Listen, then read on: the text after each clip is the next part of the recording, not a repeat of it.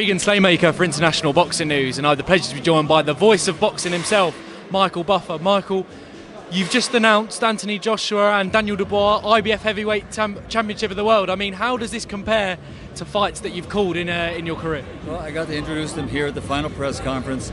Tomorrow I do it again at the weigh-in. We'll see what they come in at. They're big guys. You can see that when they. I think a lot of people forget, because they're not all familiar with Daniel Dubois. He's a big guy.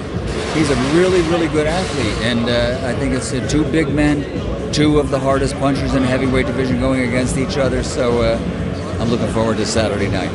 I think we all are as well. When it comes to kind of Anthony Joshua as well, obviously you're a big fan of the Brits over here. You're a big fan of a British fight night. I mean, but Anthony Joshua has kind of eclipsed British boxing in recent years. How do you compare his career to the heavyweights of previous years?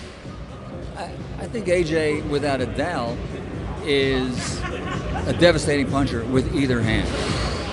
And it can happen at any time. If the fight goes long, the 11th, 12th round, he can knock you out with one punch. He's just the biggest puncher in the heavyweight division right now, in my opinion. And I would put him in the top 4 or 5 punching heavyweights, with KO ability in the history of the sport. Devastating puncher. He definitely is as well. I want to talk about kind of the Riyadh season feel of things. I mean, I've never been to a press conference like this, and I've been doing kind of the interviews for 2 years.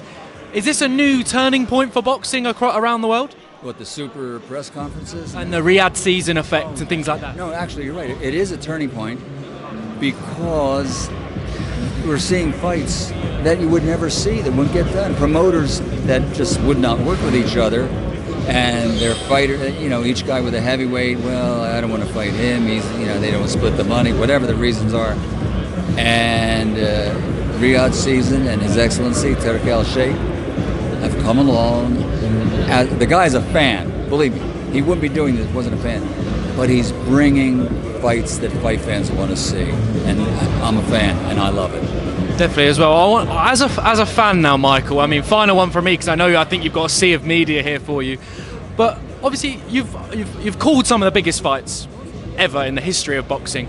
Is there one or two that stand out to you? They might not be the biggest fights, but that stand out to you maybe because of the crowd, maybe because of your personal relationship with the fighter? Yeah, you said something that usually I have to insert. Sometimes great moments happen and it's not a great fight. And I'll give you one example. One of my favorite moments and the most outstanding things that I ever saw was when George Foreman, at the age of 44, 45 years old, knocked out Michael Moorer, who was a friend of mine, and so was George. So for me, it was the thrill of victory, the agony of defeat, a tear in my eye of joy from Big George after losing every minute of every round going into the 10th round. And a sad tear in my eye for Michael Moorer. I knew him and his mom sitting there and everything. Just moments like that you never forget. Like I say, not a great fight, but a great moment. Definitely as well. Final one from me, Michael. We ask everyone who comes on the channel this, and we kind of touched on it just then. When all's said and done, what does boxing mean to you?